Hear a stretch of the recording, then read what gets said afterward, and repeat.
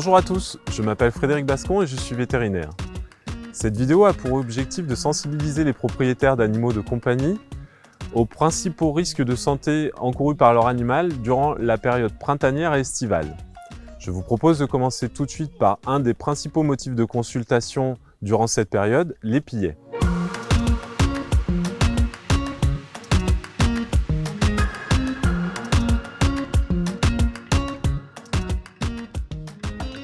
Donc un des principaux motifs de consultation en médecine vétérinaire durant la période estivale sont les épillets. Alors qu'est-ce qu'un épillet? Un épillet est un organe de graminées. Donc les graminées sont des plantes qu'on retrouve naturellement dans l'environnement où on promène nos animaux, comme typiquement ce genre de biotope. Donc par exemple ici, on peut constater qu'on a différentes variétés de plantes qui poussent ici, et notamment des graminées. Des graminées, au fur et à mesure qu'on avance dans la saison estivale, vont sécher, comme c'est le cas ici, pour donner ce type de plante, au bout duquel on a donc la fleur de la graminée qui contient le fruit. Cette fleur, comme vous pouvez le voir, se détache très facilement de la tige et est extrêmement pointue à son extrémité et collante de par ces espèces d'inflorescences ici. Donc elles peuvent très facilement se coller dans les poils de votre animal et de par ce côté pointu, peuvent pénétrer à travers la peau de l'animal et ensuite cheminer dans le corps de l'animal et provoquer des dégâts plus ou moins importants selon le lieu de pénétration et la distance à laquelle elle rentre. Une fois que ça se détache, voilà, ces petites herbes-là peuvent provoquer des dégâts chez votre animal en rentrant soit à travers la peau, soit directement via des orifices naturels de l'animal comme les narines, les oreilles ou les parties génitales. Donc pour vous donner une idée de ce que ça peut donner quand votre chien se promène dans ce type d'herbe, il suffit de passer sa main comme ça et sans même faire le moindre effort, regardez le nombre d'épillets qui sont venus se coller à ma main et qui n'est pas poilu pour le coup. Mais effectivement, dès qu'un animal avec des poils passe là, ces barbules vont facilement se coller dans ses poils et c'est vraiment facile pour l'animal de repartir avec ce type d'épillet sur son corps. Il est donc important d'inspecter minutieusement votre animal à chaque retour de balade pour vous assurer qu'il ne porte pas sur lui ce type d'épillet, car même s'ils sont juste posés sur le poil au moment où vous les voyez, ils peuvent ensuite progresser à l'occasion des mouvements du chien, des frottements, etc. et pénétrer soit la peau, soit les orifices, comme expliqué tout à l'heure. Donc n'hésitez pas, surtout dès que vous en voyez sur votre animal, à les retirer directement, sans attendre. Au niveau des symptômes qui doivent vous alerter d'un risque potentiel d'affection par un épillet sur votre animal, les principaux symptômes sont des éternuements intempestifs si l'épillet est rentré dans la narine de votre animal, le secouement de la tête si l'épillet est rentré dans les oreilles, mais on peut avoir aussi des écoulements oculaires s'il est rentré au niveau des yeux, ou vraiment de la douleur au niveau des yeux. La boiterie est également un signe qui doit vous alerter, car si l'épillet se met entre les doigts du chien, il peut également pénétrer et c'est extrêmement douloureux et provoquer là aussi donc une boiterie. Et toute démangeaison, toute grosseur cutanée que vous pouvez observer peut être également due à cet épillet qui a pénétré dans la peau à l'occasion d'un frottement ou autre. Donc ces symptômes doivent vous alerter sur votre animal, que ce soit un chien ou un chat, car le chat peut aussi avoir des épillets, tout comme n'importe quel animal à vrai dire, et même nous devons faire attention. Si vous observez ces symptômes, il est important de consulter votre vétérinaire sans tarder, car plus tôt on pourra prendre en charge cette problématique, moins l'épillet aura le temps de progresser, et il peut progresser par exemple s'il rentre par les narines, il faut savoir qu'il peut finir par atterrir dans les poumons, où là ça devient beaucoup plus compliqué d'aller le récupérer. En termes de prévention d'affection par des épillets, il est important de limiter durant la période estivale les balades en liberté de vos animaux dans des prairies avec des herbes folles, etc. Il est également important de vérifier à chaque retour de balade que votre animal ne porte pas sur son pelage des épillets. Si vous avez un jardin, je vous conseille de tondre régulièrement dès le printemps avec idéalement une tondeuse avec un bac de récupération des herbes coupées pour éviter que des épillets restent sur place. Et enfin, sur des animaux à poils longs, il est également intéressant de les toiletter avant la période estivale de manière à limiter le risque chez ces animaux.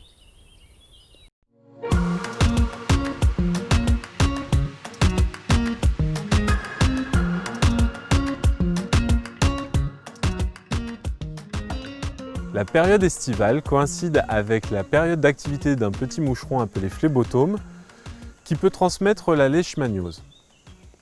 Qu'est-ce que la leishmaniose? La leishmaniose est un petit parasite, Leishmania infantibulum, qui touche tous les animaux, mais principalement les canidés, dont le chien, mais également les canidés sauvages, et qui peut aussi toucher l'homme. C'est pourquoi cette maladie est qualifiée de zoonose. Cette maladie est essentiellement présente au niveau du bassin méditerranéen, là où les conditions climatiques sont réunies pour permettre le développement du phlébotome, vecteur de la maladie. Ceci dit, avec le réchauffement climatique et la mondialisation, on observe une tendance à l'augmentation de la zone géographique dans laquelle on peut retrouver cette maladie. Il faut savoir que cette maladie touche environ 1 million de chiens en France et jusqu'à 2,5 millions de chiens en Europe. Donc le phlébotome est un tout petit moucheron, presque microscopique, difficile à voir à l'œil nu en tout cas, qui se développe donc bien dans ce type d'environnement, à savoir la garrigue avec ses chênes verts, qu'il apprécie particulièrement pour les anfractuosités dans l'écorce, qui à la moindre pluie va garder de l'humidité suffisante pour permettre son développement. Alors il faut savoir que chez l'homme, la leishmaniose représente la seconde cause de mortalité d'origine parasitaire après la malaria. Chez le chien, en revanche, la majorité des animaux resteront asymptomatiques. C'est pourquoi d'ailleurs le chien est considéré comme un réservoir important de leishmanie pour l'homme. Lorsque les symptômes sont présents, ils peuvent prendre des formes différentes. On distingue notamment la leishmaniose cutanée et la leishmaniose viscérale. La leishmaniose cutanée donnera, comme son nom l'indique, des symptômes beaucoup plus cutanés, donc de la peau, avec notamment l'aspect caractéristique des lunettes autour des yeux, etc. Alors que la leishmaniose viscérale, elle touchera plutôt des organes internes. Dans tous les cas, cette maladie est grave et il est important de mettre en place un traitement pour votre animal. Donc si votre animal présente des symptômes qui peuvent être évocateurs de la maladie, comme de l'abattement, de l'amaigrissement, des troubles cutanés ou autres, n'hésitez pas à consulter votre vétérinaire qui saura à l'aide de tests diagnostiques déceler si c'est la leishmaniose qui en est responsable. Dans ce cas, des traitements sont possibles, mais il faut savoir qu'à l'heure actuelle, le chien ne peut pas être guéri complètement de la maladie, mais grâce à certaines molécules, on arrive cependant à améliorer significativement leur qualité de vie. Mais comme il est toujours préférable de prévenir que de guérir, voici quelques conseils pour limiter le risque de contamination par la leishmaniose de votre chien. En premier lieu, il faut savoir que le phlébotome est actif principalement du coucher du soleil au lever du soleil. Donc il faudra éviter autant que possible de sortir son chien sur cette période-là. Il est également intéressant d'avoir des moustiquaires à sa maison à maillage fin pour limiter l'entrée des phlébotomes dans la maison, ou si ce n'est pas possible, d'utiliser un ventilateur près de la couchette de l'animal, car le phlébotome supporte très mal les courants d'air. En termes de prévention, on peut utiliser également des répulsifs contre ce phlébotome qui peuvent être sous différentes formes, mais généralement sous forme de pipettes ou de colliers à utiliser soit mensuellement, soit pour une période donnée qui peut varier de 5 à 6 mois pour les colliers. Alors concernant la vaccination, sachez qu'aujourd'hui des vaccins sont disponibles pour protéger votre chien contre la leishmaniose. Bien que n'offrant pas une protection de 100% contre la maladie, ces vaccins permettent de réduire par 4 le risque d'avoir des signes cliniques sur votre animal. Ces vaccins peuvent être effectués à partir de l'âge de 6 mois, nécessitent un rappel annuel et en complément des autres moyens de prévention que je viens d'énumérer, peuvent contribuer un vrai atout pour limiter le risque d'avoir cette maladie qui se développe sur votre chien.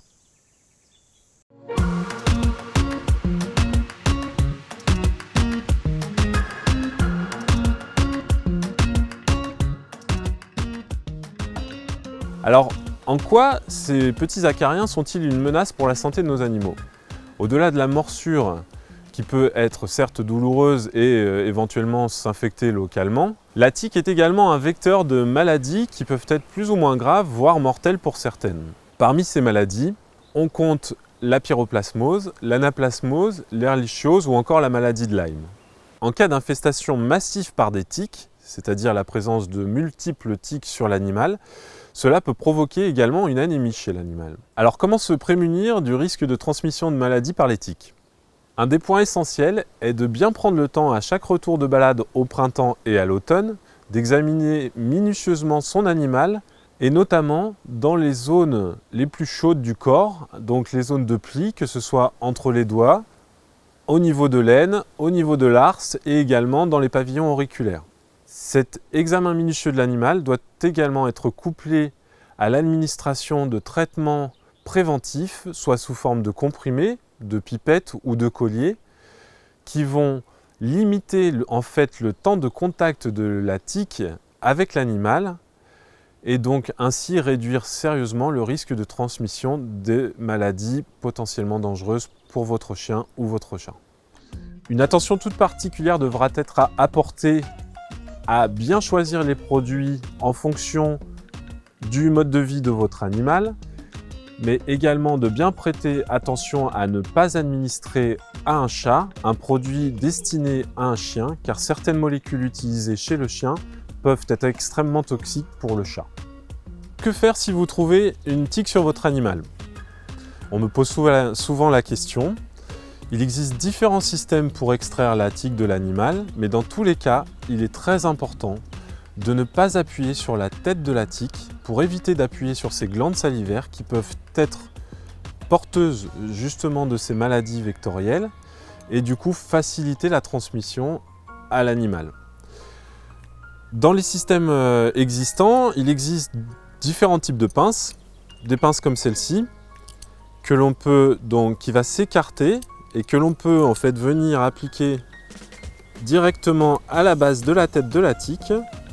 Il ne reste plus alors qu'à tourner jusqu'à ce que la tique se décroche d'elle-même, que le rostre de la tique se décroche et qu'on puisse l'extraire.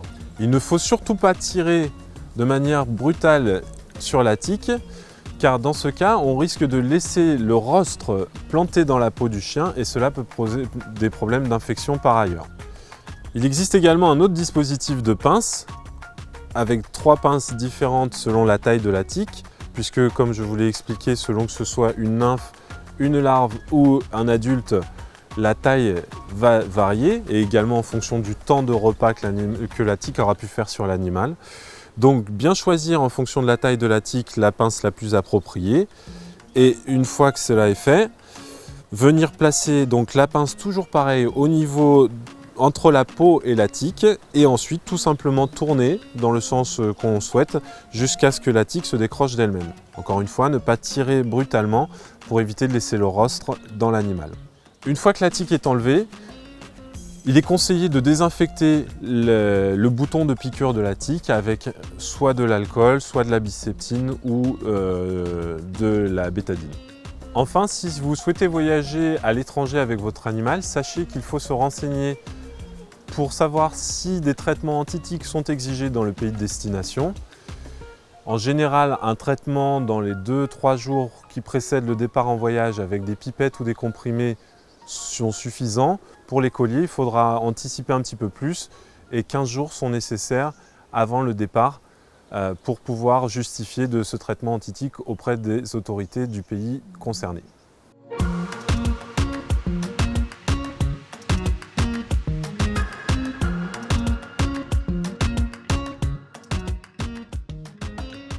L'été est une période agréable et propice aux activités. Cependant, pour que l'été reste un moment sympathique, il est important de rappeler quelques consignes pour que tout se passe bien pour vous et pour votre animal.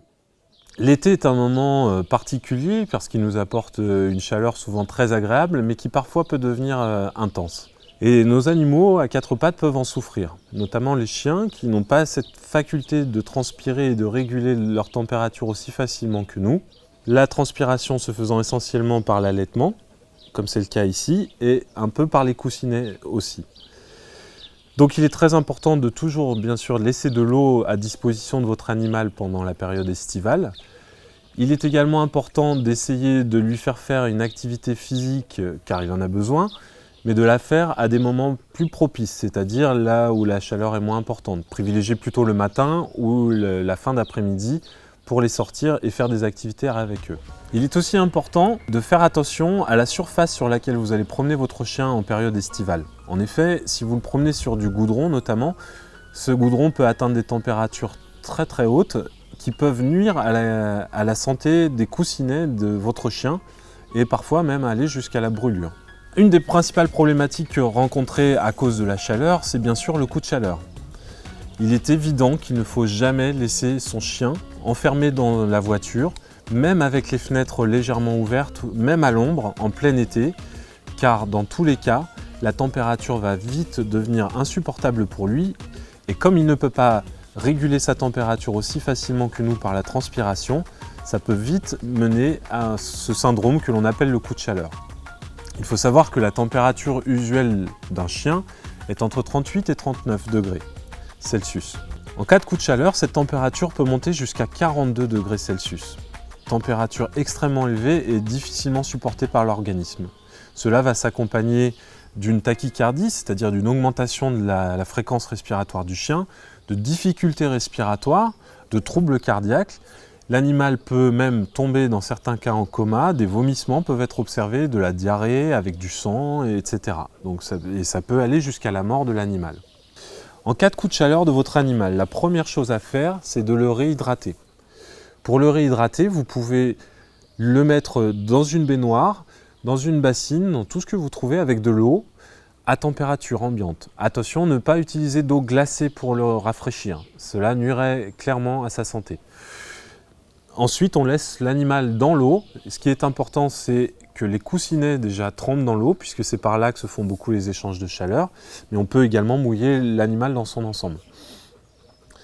Il est important à ce moment-là de vérifier la température corporelle de l'animal avec un thermomètre rectal traditionnel et de le laisser dans l'eau jusqu'à ce que sa température redescende jusqu'à 39-39,5 degrés. Il faut ensuite le sortir parce qu'on pourrait avoir un effet rebond où l'animal tomberait alors en hypothermie. Dans tous les cas, il est important de contacter votre vétérinaire si votre animal fait un coup de chaleur et de lui présenter dans les meilleurs délais pour que celui-ci puisse s'assurer qu'il n'y a pas d'effet secondaire délétère. Certains animaux sont plus à risque que d'autres, notamment les animaux souffrant de troubles cardiaques, de troubles respiratoires, mais également les chiens de race brachycéphale, donc tous ces chiens à face écrasée pour qui la respiration est déjà difficile en temps normal. Enfin, concernant la chaleur, il est également possible d'améliorer le confort de votre animal si vous le faites voyager dans un véhicule non climatisé ou si vous le gardez dans un appartement non climatisé également dans lequel il fait particulièrement chaud l'été, en posant sur son corps une serviette humide que vous aurez préalablement mouillée au robinet de manière à diminuer sa température corporelle. Quand on pense période estivale, on pense souvent baignade et baignade à la mer. En effet, quoi de mieux que d'aller nager dans la mer avec son animal?